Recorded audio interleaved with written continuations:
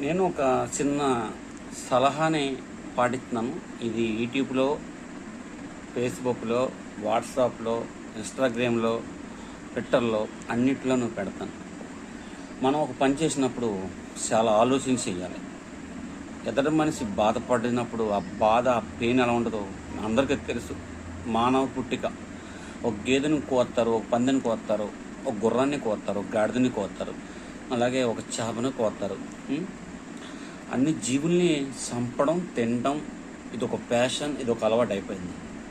మరి ఒకే ఒక ఆలోచనతో నేను ఒక్కటే అడుగుతాను.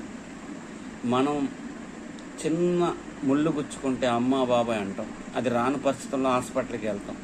డైరెక్టర్గా తీరితే పెళ్ళం, భార్య, అమ్మ, స్నేహితుడు అందరు గుర్తొస్తారు. మరి మనం ఒక కొంకు ఇనప ముక్క అంటే ఐరన్తో చేపకి మన ఆహారంగా పెట్టి